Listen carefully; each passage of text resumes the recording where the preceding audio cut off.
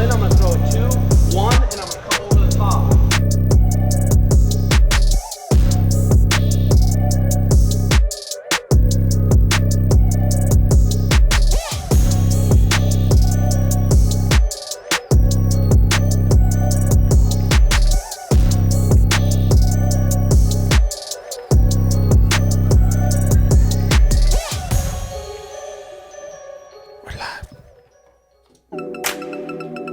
Here we go. Episode 80. Yep. The Lord is really testing me this week. I can tell you that much right now. But grab yourself a beverage.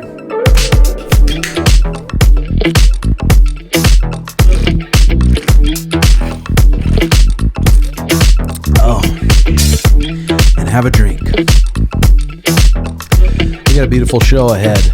Lots of shit to talk about. Okay.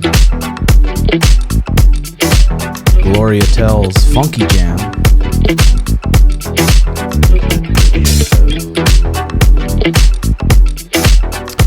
Okay, the week has been going pretty good. Besides the Lord testing me, like I said, and I had a little scratch on my eye from competition training, and it got infected. And an infection called impetigo is a common and highly contagious skin infection that causes sores and blisters. It's not usually serious and often improves within a week of treatment. Within a few weeks without treatment. Fucking right by my eyeball. Literally right by my eyeball. And then I'm like, okay, well, I'll put a waterproof Band-Aid over it. And then I peeled that waterproof Band-Aid off and it just tore up my skin. And then I tried to push myself on the treadmill yesterday for a little 30-minute minute on, minute off for sprints, sweating down my face, and then it spread. So now my cheek's swollen, and I'm just an infected mess. So I apologize to my students for missing the last couple nights. I fucking hate doing that, but thank God we got Square Boy Johnny and Jx to help out. This weekend we were going to go, but we decided not to since we got to leave to Montana next week, Thursday to Sunday, for 3 of the soldiers fighting. But this weekend we got Petr, Jan, and Merab. And a lot of people think Merab is going to just smoke Petr Jan. Merab's on an 8-fight win streak. Peter's on a 2-fight losing streak. And Petr asked for Merab. And Merab is such a strong motherfucker. He comes out there and he's going to grapple, like, just explosive energy and use a lot of energy to grapple. And I think he probably will take Petr down in the first round, maybe the second round, maybe in the third round. But then there's going to be a 4th round, then there's a 5th round. And then they're going to start from the feet. And I said it on my YouTube video, but to push like a full pace grappling sprint the whole fight for 5 rounds, I don't know if it's really humanly possible when USADA's in play. I mean, if you have steroids and you're improving your cardio in a bunch of different ways, yeah, you can. I think we saw Chael Sonnen do it against Anderson Silva almost till he got caught in the triangle. But just grappling that hard for that long, it's not realistic. So I'm going to pick Petr by decision against Merab. Hell of a fight there. Why do people think Peter's going to lose? Just because he's on a 2-fight losing streak. He lost to Aljamain, and Merab is just such a strong grappler. And like I said, he's on an 8-fight winning streak. Like probably the most boring fighter on the roster. And someone tweeted me the other day and said they think that Aljo's waiting to see if Merab wins or not to decide if he's going to go up to featherweight after the Henry fight or if he's going to stay down and take the big fights with Suge. So like that's not a bad guess. That could be true. Because he wants to fight Merab or he doesn't? Who? Aljo, they're teammates. Oh. They're teammates, they're buddies. So I think Aljo wants Merab to be the champion. And then he'll go up. Yeah. Oh my gut from these antibiotics. Boo. Okay. Story of Lee Murray on Wikipedia. They're coming out with a new show on Lee Murray. If you guys never heard of Lee Murray, this is a crazy fucking story. He's born in 1977 in English Moroccan. He's a mixed martial arts fighter and criminal. In 2005, his MMA career was cut short after he was stabbed multiple times outside a Mayfair club. He was arrested in Morocco in June 2006 and sentenced to 10 years in prison. In June 2010, for masterminding the armed Securitas depot robbery in Kent, England, where over $92 million of cash banknotes belonging to the Bank of England were stolen by Murray and his associates. On 22nd February 2006, it was the largest known cash robbery in the world during peacetime. After a failed attempt to escape prison and a failed appeal, his jail term was extended to 25 years. On the 30th of November 2010, he's currently being held at the prison in Tifet, Morocco, and despite being incarcerated, fathered a child from prison in 2010. In 2018, Murray, in an interview, stated he was trained to fight in prison and still planned a UFC comeback, with the hope securing a pardon from the King Mohammed Morocco. Holy fuck. What a crazy story that is. So he organized that whole heist from jail? Yeah, that's what it sounds like. And then he fucked a woman in jail and got her pregnant. That's insane. Yeah. And Showtime's coming out with a documentary.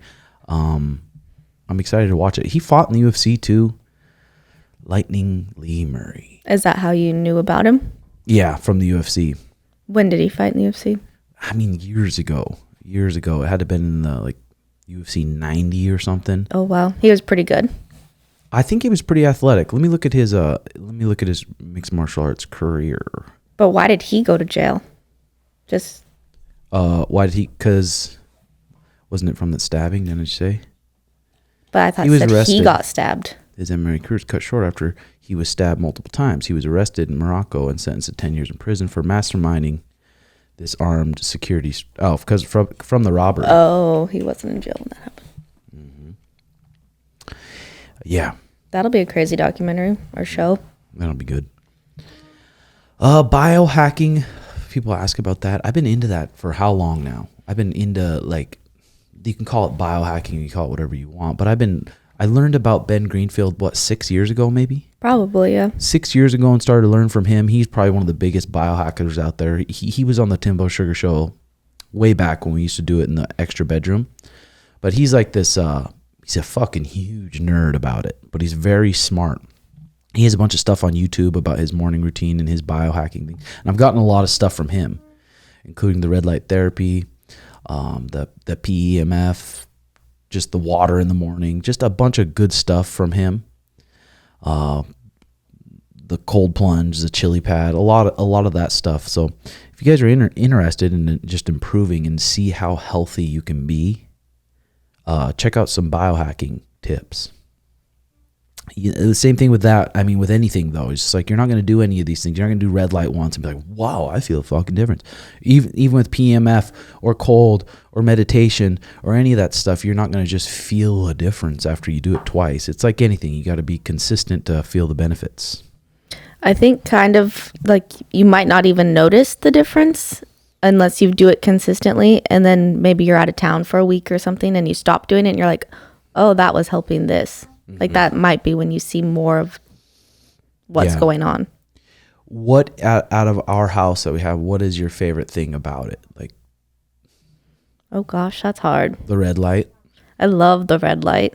And that PEMF does make you feel super good. I've been really liking that. Mm-hmm.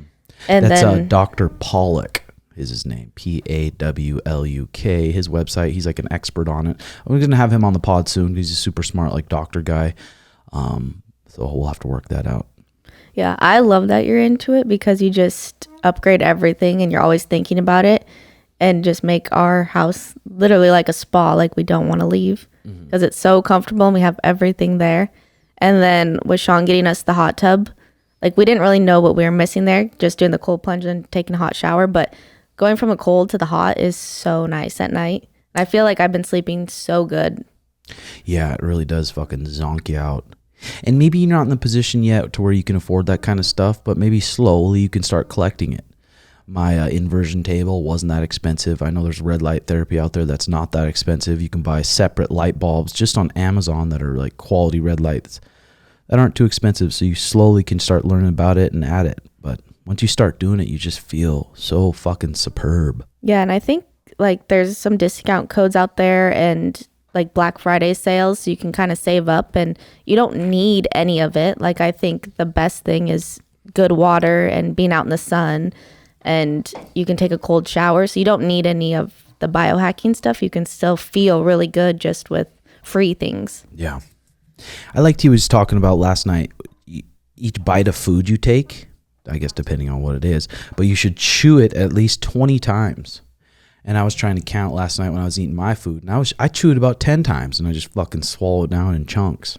Yeah, because we were watching that while we were eating. He said 25 to 40 times per bite. And as soon as he said that, we both started counting how much we were chewing, and definitely not enough. Yeah. Because then he said it's going to be easier on your digestive system, and it's not going to like spike your glucose so much, your blood glucose, because it's easier to digest. Yes. And all those little hacks on about how to keep your blood pressure or your blood sugar steady instead of spiking and going up and down, and talking about how much genes has the effect on that. Some people, like Mariah's dad, can eat the most fucking shitty trash ever and just be fine. If I eat that, my tits sag about 2 inches and I go and lay down for a nap. Well, they were talking, I've heard this before, like you kind of go back on your ancestors or like your genes, like where you're from, and you want to kind of eat how they did, because your body is genetically made to process that food better. And that's why everybody, like one diet isn't going to work for everybody. Yeah, and he talked about a book, and I ordered it. It's called Dirty Genes, so you can kind of find out about your genes, and then you can take a genetic analysis to kind of break down and see really where you came from and what is good for you or not. So that's kind of interesting. Yeah, and I've heard that before, and like you'll see like some people like certain foods they can eat and that sits really well with them, and some people can eat the same thing and it doesn't. You know, it just like messes up your gut, or you feel like bloated. Like, you just pay attention to those little things. Tech billionaire Elon Musk has presented the latest prototype of a humanoid robot being developed by his Tesla electric car company. Optimus appeared on stage at Silicon Valley event where it waved to the audience and raised its knees. The CEO said the robot was work in progress but could be on sale to public in a few years' time. Tesla's mass market robots will be tested by working jobs in the car factories, company engineer says. Mr. Musk said the robots would be produced in mass at a cost lower than $20,000 and would be available in the next 3 to 5 years. But I think they said it would be $120,000 for us to buy it. Our little Tesla slave. It's going to be like iRobot. Yeah. That's if you can so do all your weird. household chores, imagine if it can pick up all your horse poop. Yeah, that'd be nice. Every day. You don't have to pick up the horse poop anymore, and you just say... And clean the whole house. Frederick, go clean or you're going to get your fucking ass beat. So that'll be interesting. I don't know if I'll buy one or not. It'd be weird, though, like having that thing just moving around your house. It'd be super weird. Another interesting thing I heard on the Huberman Rick Rubin podcast. I think it was Rick Rubin who was asked, but he said, what percentage of medical school literature is outdated today? And they said 50% of that literature is outdated and things have changed, and they've done more studies where it's changed. And do they change the literature? Maybe they do, maybe they don't. But if you go to a college and you're learning about a certain subject, I think you should look other places too, and really try to find out what's true. Compare articles on the internet, different articles, different very smart people, because you learn from the fucking college. It's outdated shit. It could be 50%. And like the doctor or nurse programs, like crazy, because then when they go into like residency, like they have to work like 12-hour shifts and they're not getting any sleep, and they're expected to like be learning, and like they are running on nothing. And like Adderall. Yeah, probably. It's crazy. And then they're going to be like surgeons or whatever, like take care of people. Yeah, it's fucked. Or like, because like you have to go to school to be able to get your degree to be a doctor. So what do? Just do research outside of that too? I mean, maybe most doctors, hopefully most doctors' places, or they try to stay ahead of it, maybe a nicer college. But if you go to some fucking hick town in Montana, they're probably going to teach you some hick town stuff. But the same like programs probably being taught something similar.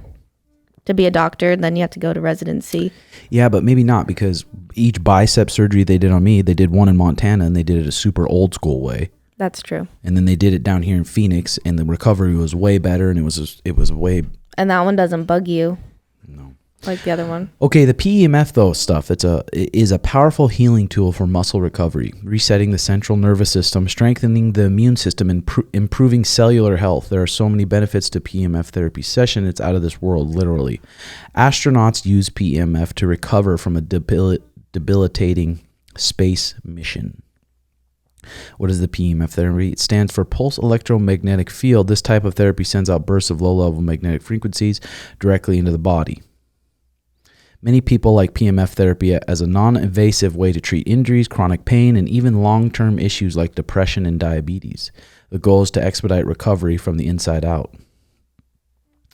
Eight benefits of it is better circulation, pain reduction, improved muscle relaxation and performance, decreased inflammation and swelling, improved oxygenation in tissue, enhanced cellular repair and recovery, improved immune system, and better sleep. So I'm talking to this guy right now from Dr. Pollock. He's his business partner, and they're coming out with their own machine. It's going to be a pretty good price, and it's going to be a durable, good machine. And I'm going to be testing it out, and I'll let you guys know if it's worth it. I'm liking it so far. Like, I've done it on my horses for years, and I've seen benefits from doing it on them, but I've never used it on myself, and I'm really liking it. Yes. Jx tweeted me, Tony Ferguson versus Nick Diaz at 170 would be a good fight to make at this stage of their careers. I agree. That would be a fucking perfect fight for both those guys. But I wonder if Nick would take it. Nick would be like, "No, I want to fight fucking Pereira or someone." Just being like, "God damn it, it's a beautiful fight." Nick versus Tony. Okay, porn addiction can destroy your sex life. Here's why, and 6 easy ways to break a porn addiction. Porn is like any other vice. Some people can control it and it won't screw their life up, but other people can't control it and it destroys their future. When a man comes to me with problems in the bedroom, the first thing I tell him is to stop watching porn. If you're bored too, it's just like you always want to beat the meat when you're bored. And you're just sitting around, you got 2-3 hours to kill, and you got that phone and you got that Reddit ready to rumble whenever you need. Porn triggers a massive dopamine release in your brain. Over time, your brain becomes desensitized to dopamine, which destroys your motivation, your sexual performance, and appreciation of real women. Here are 6 ways to quickly break a porn habit. Replace the habit. Breaking the habit cold turkey doesn't always work. Think of something to replace the habit instead. Try replacing it with a reading or taking a walk, calling a friend, going to the gym. Do those anytime you feel the urge to watch it. Practice self-care. No, that not that kind of self-care, fellas. I mean things like lifting weights, eating healthy diet, sleeping 7 to 8 hours. These will make you more confident, less likely to give in to your urges, feel better mentally and physically. Delete everything. This is the easiest thing to do. Delete all your bookmarks, videos, and images. You'll feel mental resistance because of all the time you spent building your collection. But what's more important to you, that or your future? Choose wisely. Get accountability. You can hold yourself accountable by tracking your habit. But if this doesn't work for you, reach out to someone to hold you accountable. Reach out to your buddy and say, "Hey, I'm not going to beat off anymore." I don't know who you're supposed to reach out to. Better to ask for help and improve than to keep it to yourself and remain where you are. Identify triggers and plan for them. Porn is often used while you're sad, lonely, frustrated, intoxicated, avoiding work. Think about the times you use porn most. So I think that can help a lot of young bucks out there, because I can't imagine having this phone when I was in high school. If I had this phone when I was in high school, I would be beating it everywhere, every hour.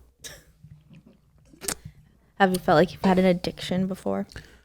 When I first found out about Reddit, probably a little bit. But that was recently. Yes, it was. What about you, Jay?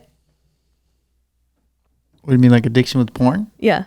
Yeah, probably like when I first got introduced to it, like when I was super young, like how old were you? 14, and me and my buddy had like magazines back in the days, and we just like... Would you hide the magazines? Yeah, Jack each other. We'd get a little stash going like, "Hey, I put it over here. Go find it." Would you hide it from your mom? Yeah, of course.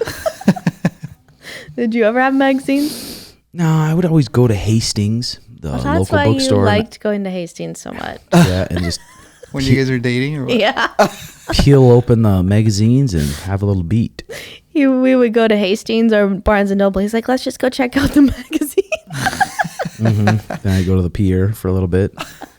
That's funny. Okay, so most embarrassing things that have happened in high school to some of our soldiers. Let's hear them. A couple of them I haven't listened to yet, so hopefully they're not too out of this world. You were listener, but long time fan of you. What Sean, you guys got going on there? I don't know if we'll be able to listen to that, brother. The Tesla bot. Yeah, I think that it sounded was. weird. Yo, Timbo, my motherfucking brother from a fucking another mother. Yo, so the craziest shit that happened to me in high school is definitely I got called up to do a presentation and I didn't have my phone on me that day, so I'm scrolling IG on my laptop and I get called up to do a presentation, so I hook my computer up to the HDMI in the front of the room. And I'm scrolling IG on some bad bitch in my class. I'm on her IG. No. And then fucking, oh my God, dude, it was bad. So the IG is up on the screen. She's in the class, because you know, you're in high school, bro. Your dick is hard constantly. So Yes, she was it looking is. good. I was like, damn, let me check out her IG. So it hooks up to the HDMI, and there's just a picture of this hoe on the screen in front of the entire classroom. So I'm sitting there hitting the, okay, okay. And then I went over, changed it, did the presentation, just walked out of class, just left the school completely at 12. But yeah, dude, you should definitely, you know where to find me, bro. I'm trying to come to AZ to kick it with the boys. Come on now. Yeah, I mean, I would have probably owned up to it. It's hard to say in high school, so fucking insecure. But I would have said something to her. Be like, yeah, I had to look you up. You were just fucking too cute. I had to find out. In high school, you would have said that, though? I Because that don't would have know. been embarrassing in high school, I feel like. Yes, it would have. It would have. Okay, next. What's up, Jobins? So the most embarrassing thing that happened to me in high school is I was on my high school wrestling team, and we were wearing white singlets for this tournament we had. We just got brand new singlets, white singlets. And, I was in my match, my third match that day. I went 2-0 for the day. Was doing pretty good. And I go to shoot a double leg on this kid. And he tables up and I go behind him. And right when he does, I happen to shit in my singlet. And, of course, we videoed all our matches. So all the other guys on my team noticed that I shit in my singlet and played it on slow-mo on the video for the next month at every wrestling practice and showed everybody that day. And I had to forfeit that. I did the match, ended up losing the match, and that was it for the day. And had to clean up, yeah. I'd never lived that down, so that's pretty embarrassing. Yeah, I think that happens a lot more than people think. Why? Because in high school, they don't really teach you how to cut weight. I'll go to T-Bell, get a beefy 5-layer, a couple tacos, go into the practice room and try to sweat out 5-6 pounds. And then the day of the meet, sometimes you'll have to cut 3-4 pounds. And in high school, that's a lot of weight. That's 3-4 pounds of water weight when you're not water loading. It's fucking kind of hard. And then right after weigh-ins, I remember just chugging a Slim Fast. And then just hitting a Go-Gurt straight to the guzzler. And then eating some cereal, some Apple Jacks cereal. And then your gut's fucking rumbling. And then you got to get on the mat and fucking scrap. But if you're not wearing white, then people just don't notice? Or do you stop or Yeah, what? and maybe it's not a big explosion. Jay, remember you sent me that one on Twitter? Yeah, the guy. It was pretty recent that happened to a kid, and it was Respect to the went kid, viral. though, because he could quit and just be Yeah. like, well, I don't know what's better, though. Or just tough it out, shit yourself, and just be like, No, I think you should quit. oh, my God. Just walk off the mat. That's not Yeah. right. But I would be super embarrassed. I would, too. I mean, I'd rather walk off the mat than see the explosion like you. Yeah, of course. Did it come out? It just Yeah, it came out exploded. as just a little singlet shit. Yeah, it's unfortunate. Well, Okay, because then it's going to get all over the other kid. You just Yeah. have to get off the mat. Well, I wonder if he realized, did if he shit himself because you're just scrapping hard. Oh, you fucking know. You know for sure. Okay, next here. The most embarrassing thing to me that happened in high school was I was taking a dookie and I was walking back to class and I was like a teacher's assistant for this PE coach. And I was chill with the coach and then he's like, hey, Isaac, you got some toilet paper up your ass. And then I look in the mirror and there's fucking shit toilet paper hanging from the backside of my butt. And I walked all the way around campus with that shit because I just walk around in between the bathroom break too, say what up to people. So, yeah. That's not too bad. That's pretty bad. That's not too bad. I mean, in high school, our junior year, the powder puff game where the football players are the coaches of all the girls. All the girls in the junior class. And then they all were at the park and practice is done. So my buddy Ty says, Tim, give him a little speech. I'm like, okay, no problem. They all kneel in front of me, probably 20 to 30 girls, all the cutest girls too. And my buddy Ty comes and depantses me straight to my ankles. And my little red horse is hanging out and I just fucking crumpled to the ground. And I think that was before the time where I really learned to kind of buzz the bush. So you were full bush. Full bush. And was I unshaved. I've never had fume run through my brain. Laying there with my ankles and all the girls screaming. And they just all saw my fucking little choncho. They probably just saw a bush. No. No, they didn't. Did you want to kill Ty? Oh my God. Did you ever get him back? No. Yeah, the other embarrassing time I've talked about it on podcast before is just getting caught in that fucking lawyer's basement. With this girl. I was down there. I was wanting to smash. Didn't end up smashing. She's like, hey, no one's supposed to be here. So if anyone comes, we're downstairs and there's the stairs to the exit. And if anyone comes home, then just go out the window. There's a window in that back room. I'm okay. Oh, no problem. And then 10 o'clock rolls around. I said, maybe I should go. And she said, no, I'll just stay. So I stay. And then about 20 minutes later, the guy rolls in. His family rolls in. You can tell they've been drunk partying. And she's like, go, go, go, go. And then I go look at the window to escape. And it's about this big with a plastic cover over it. I'm like, oh, fuck. I could just rip through that and maybe fit, but maybe not. So she already left. She's like, see you guys. Okay, thanks. And I heard the guys like, what? She left really quick. That was really weird. And then I just went and looked in his closet. I'm like, I could hide in there. Or I went and hid in the bathroom with the bathtub and the curtain closed. And I sat in there. I don't know how long it was because I was a little buzzed up. I don't know how long it was. But then later in the night, he starts walking down the stairs, comes into the bathroom, starts pissing right next to me. I'm in this guy's hot tub, and I don't know how long I've been in there, maybe an hour. And then he rips open the curtain, and I'm sitting there, and he goes, ah! He like screams at the top of his lungs. He's naked, taking a whiz, and he runs out of the room, says, honey, there's a man in our house. And I jump up, and I apologize, and my plan was to just sit in that hot tub, or sit in that bathtub until late at night, and then just book it out the front door. But supposedly he had alarms and stuff, and he has a gun by his bed, so I could have been dead that night.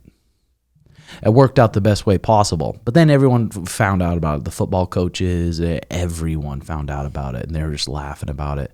I'm like, that could have ended bad. Yeah, really bad. Did you have a phone then? I did have a little flip phone at that time. So you didn't like text her and be like, I can't fit out that window? I don't think I did.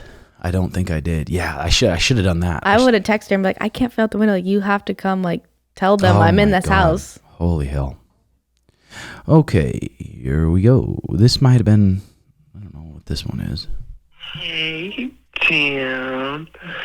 I was hoping you'd recognize my voice from back in the day. This is Sono. We used to go to Jehovah's group together, and I saw the question was, have you ever been caught beating your meat? And I just wanted to let the world finally know that when I caught you back in the day, we did a lot more than beating meat. Sono, save it, bud. Save it for the next one.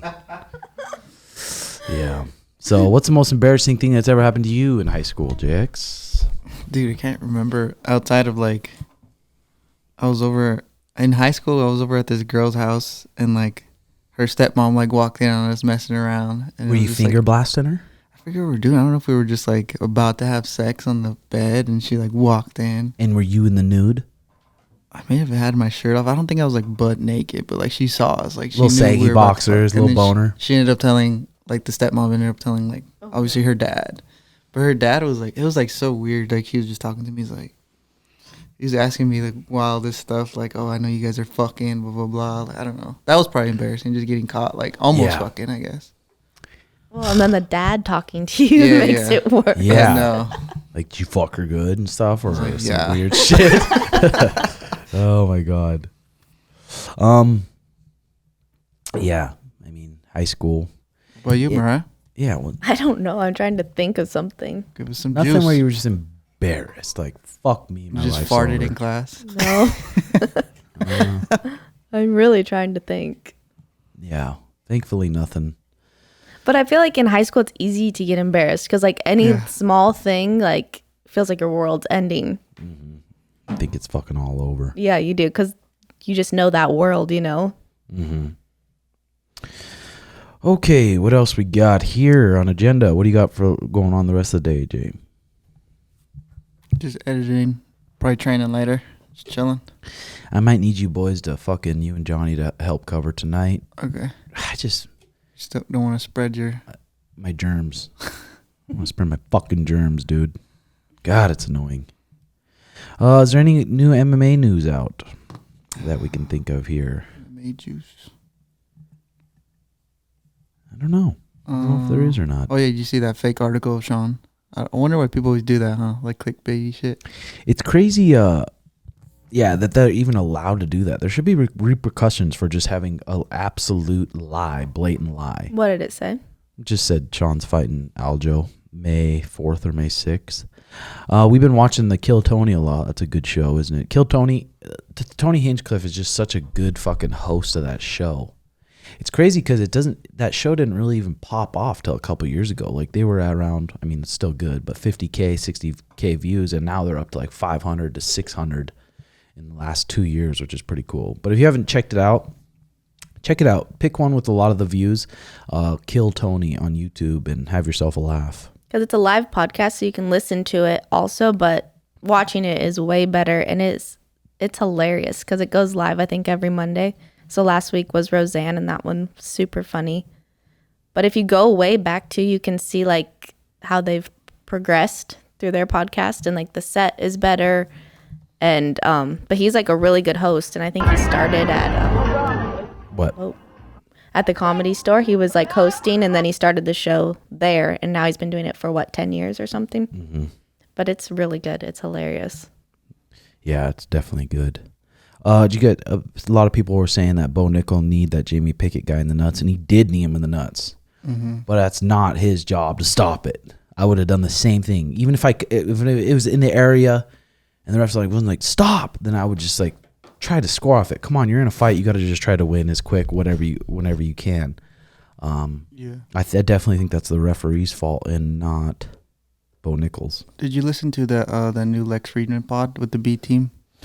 I started it a little bit. Pretty good. Like he asked them their mindset about competing, and like everybody had a different mindset. What was it? What Nicky stuck out? Rod was like, I like to visualize. Like I get ready. I do a lot of visualization. Obviously train hard, and I'm ready to go by the time it's time to compete. And then Nicky Ryan, he was just like he gets like super nervous and like super like anxious almost, and like puts a lot of pressure on himself. And he like I feel like he doesn't want to compete because he's thinking more of like the losing part and kind of hurting his name, I guess. Mm-hmm. And then Craig Jones was just like, I don't care, man. I'm just going out there to have fun. Like they all have different mindsets and they're all like top tier.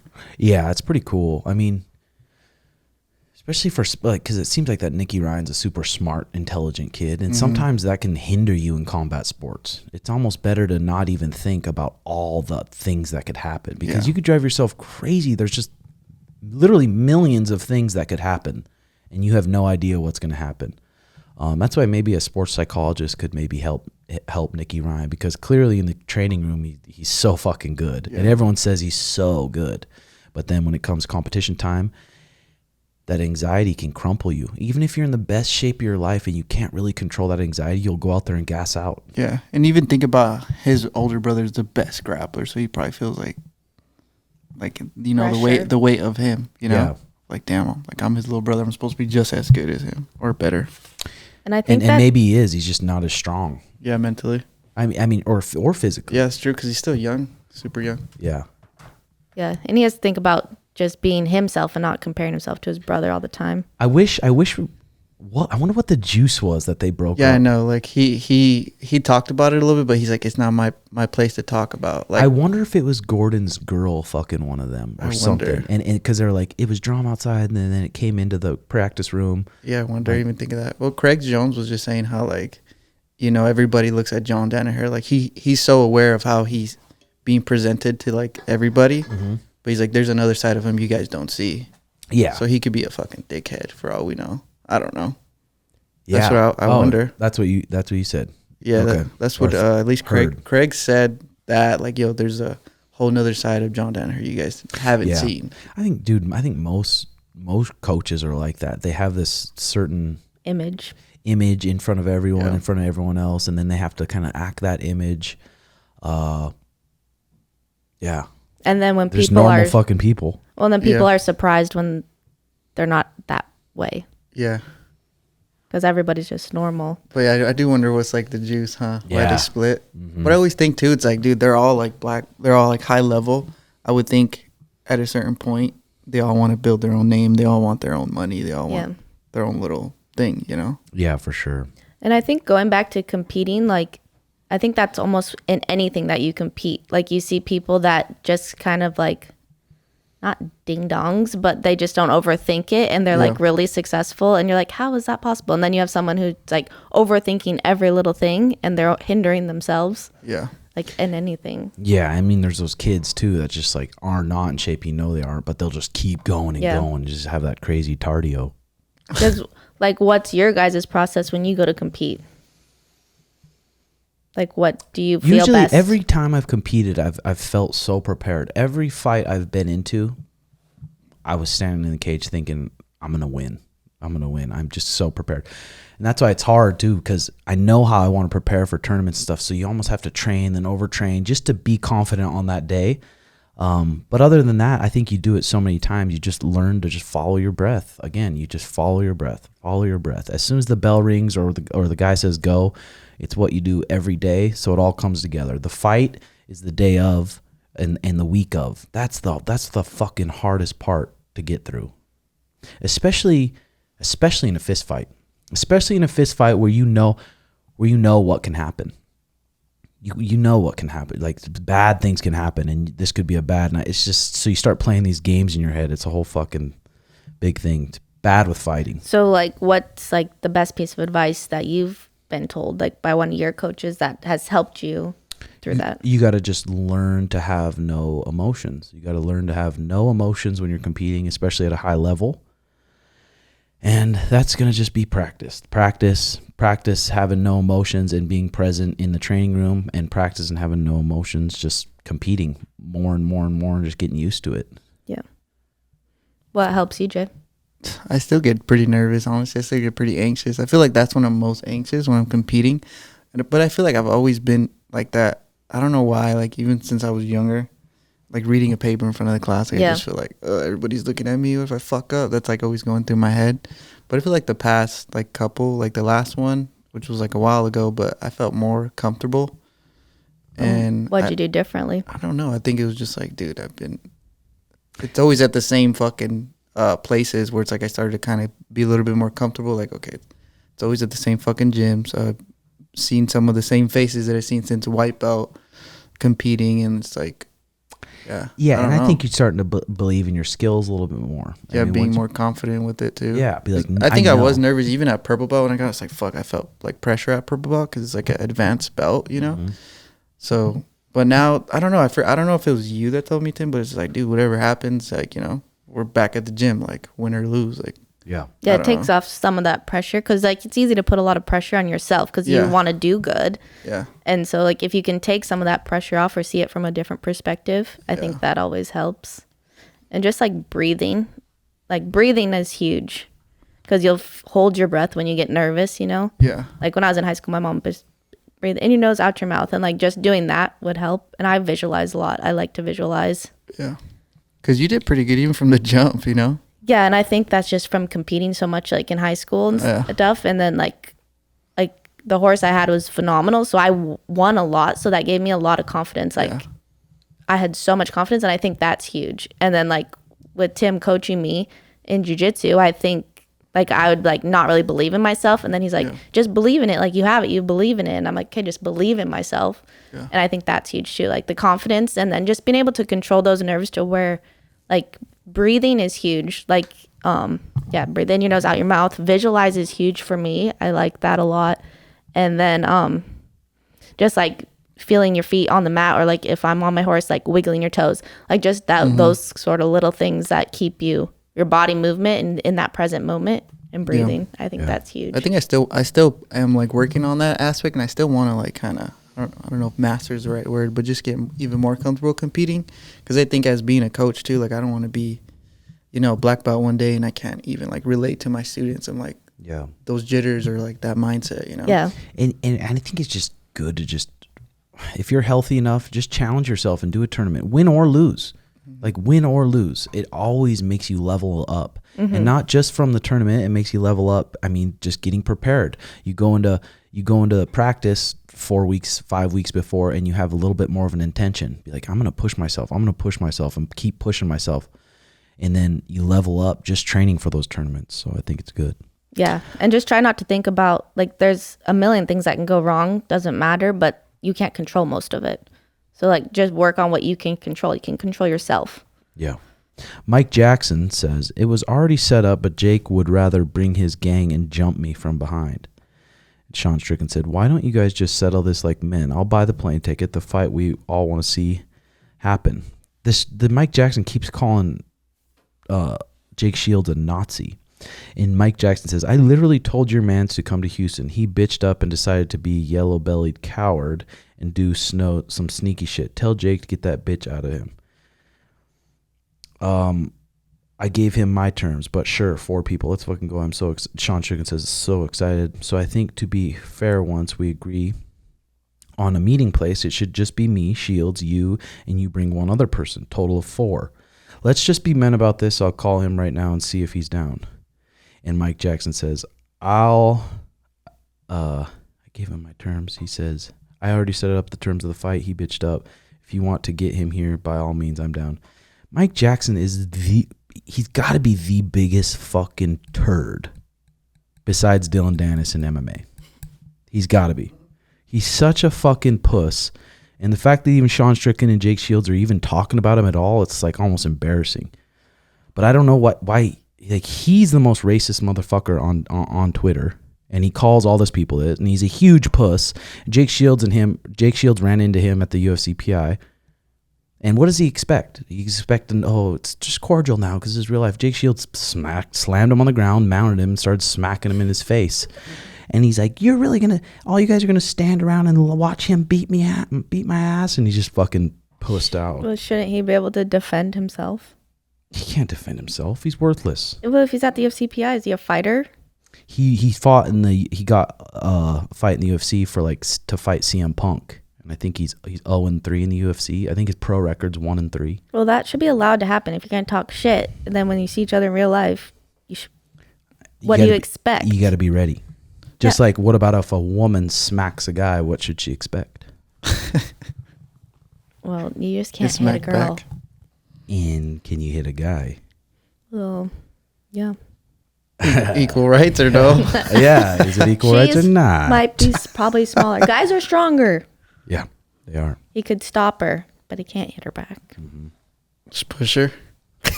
Just shove her to the ground. Hip toss her. It's crazy how some fighters are like, that's kind of their role to kind of be like a stepping stone for other fighters, don't you think? Yeah. I always think of that, like the people that are on losing streaks, or they're very like, what do they call them, 50-50 fighters? Yeah, and I mean, they call them journeymen just for other people to start building their name and building their highlights off those people. But there's been a lot of those people that turned it around and they turned into huge stars themselves. Like a lot of people would call Jorge Masvidal a journeyman or Nate Diaz, and they're just because of all their losses, but they're way bigger stars than a lot of the biggest guys. So, did you guys ever talk about that one, the murders on here? The documentary. Did you watch that? I watched a couple. It was pretty crazy. It was just fucked. Insane. Yeah, it was just fucked up. What else we watching? We started that one show, Love Is Blind. Is that what it? Perfect Match last night. Perfect Match is an interesting show. Well, it's funny because they took like all of the different Netflix shows. They took people off of there. Yeah. They took like from Love Is Blind or The Circle. Yeah. They kind of know of each other. Like, oh, you're from this show. Some of them had already hooked up. That's funny. Yeah, and they're like, I slid into their DMs, so they're like all on the shows talking to each other, and they go to different parties and stuff. But we just started it, but it was pretty funny already. I know, I just seen that movie, Ethan Hawke and Black Phone. I don't know if you guys seen that movie. It's kind of trippy. It's like he kidnaps kids, and like kills them, and then he kidnapped this one kid, but he ended up getting away. What was that on? I think it's on Amazon Prime. This scary? It's kind of like a suspenseful movie, I would say. Yeah. But it's pretty trippy. Yeah, I've been getting fucking bored at home. Just TikToking it or what, G? I still don't have TikTok. Still don't. I can't pull myself to, especially watching this 60 Minutes talking about TikTok and how so invasive it is. Like what? Like it has everything. It can get into your emails. It can get into your camera. It can get into your photos. It can get into whatever you're doing. Giving it to all the Chinese. Really? Mm-hmm. Do you have TikTok? Yeah. Do you put Tim's stuff on there? TikTok's on there, but I know it's not him. These little clips and shit. Yeah. Garrett. Yep. Okay, let's hit some James Clear test and just for the day, and then I'm going to go home.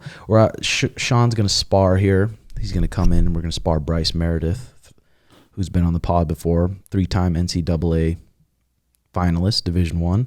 We're going to spar 3 rounds, and I'm going to go to a butcher shop, and I'm going to get a steak because I'm going to try to perfect cooking a fat, nice steak. Well done. Not well done. He loves it well done. Mariah loves it just so fucking dry. Rubbery. That is not true. How good have the last few steaks I've made? They've been good. Exactly. When you need to learn quickly, learn from others. When you need to learn deeply, learn from experience. See, that's another thing I think that keep competing. You can't really feel the emotions of competing unless you do it. So I think that's where it hinders some coaches. I mean, there's a lot of genius coaches that have never competed in anything, but I think they would be even more geniuses if they would have competed. Yeah, I wonder how they are smart about fighting when they've never fought. Well, just being obsessed with the martial arts and maybe watching it and maybe done a little martial arts yourself. A little karate. Yeah, whatever it is. I feel like it would be hard for me to take advice from, like, dude, you never... Well, it's hard to take advice from someone like that when they almost talk down to you. When they talk down to you like they know better. They know better, and it's like, you've never been in a fight. And it depends where you're at, right? It's like I'm coming in, like, I guess as a wipeout or something, or super, like, just looking for someone to show me the way, I guess. Yeah. But then once you grow into your own man, and it's like, well, what the fuck have you done? Yeah, but also be thankful for what they've taught you. Yeah. And there's being a leader in that way, a head coach, you can be a facilitator. And if you're a good facilitator, that means you can bring in very experienced people and help teach all your soldiers. True. So that's another way for me. But when you need to learn quickly, learn from others. When you need to learn deeply, learn from experience. That's good. Well, and you always hear, like, people tell you something and then be like, oh, I had to learn the hard way. I had to learn for myself, you know? Because, like, they'll tell you, but you didn't really get it until you went through it yourself. Mm-hmm. If 2 people have the same goal, you know nothing about the similarity of their results. But if 2 people have the same daily habits, you can infer quite a bit about the similarity of their results. Your results are largely a byproduct of your habits. That is true. Paradox of life is that the greatest returns come in the long term. But the opportunity cost of moving slowly is huge. Long-term thinking is now not slow acting. Act fast on things that compound. Never let a day pass without doing something that will benefit you in a decade. It's pretty good. Quotes from others. This is author Julia Cameron on how to find time to write. I will skip that one. Frank Slootman, CEO of Snowflake Computing, explains 3 factors that lead to a high performance culture. Our companies ran at a higher velocity with higher standards and a narrow focus than most, going faster, maintaining higher standards, and with narrow aperture. Sounds simple. The question is how you go about amping up your organization. How much faster do you run? How much higher are your standards? How hard do you focus? It is a performance triad because they amplify each other. Compound effect. It is breathtaking how slow, substandard, and unfocused many companies out there get through the day and think nothing of it. The lack of energy is palatable. There's a performance upside everywhere. As a leader, your opportunity is to reset in each of these dimensions. You do it in every single conversation, meeting, encounter. You look for, exploit every single opportunity to step up the pace, expect a higher quality outcome, and narrow the plane of attack. Then you relentlessly follow up and prosecute. Yeah, so that was more for business owners. I was reading this book. It's called Ignore Everybody. And this one sentence, it said, part of being creative is learning how to protect your freedom. And that includes freedom from avarice, Avarice. That's good because you start making a little bit money and you realize all the things you can do, and then you just get hungry on making money. You want to fucking make money and you want to make everything bigger, but then with everything bigger comes more responsibility, and then there goes your freedom. Avarice means an immoderate desire for wealth and cupidity. Greed, or is an uncontrolled longing for increase in the acquisition or use of material gain or social value such as status or power. Greed has been identified as undesirable throughout known human history because it creates blah, blah, blah. Keep going on. So that's good. That's a good little reminder because you start making money and you're like, damn, I want to make a lot of money. And I want to make a lot of money so I can support my parents, support my family. But it's like sometimes with making a lot of money comes giving away your freedom. And I don't want to do that.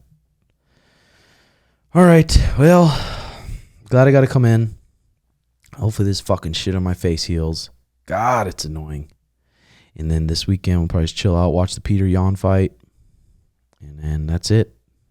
So if you enjoyed the pod, like and subscribe. Click that like button, especially on the TV. You can go just scroll up on your remote and click that like button. It helps out. Have a good week, everyone. See you next week. Love you. Bye-bye.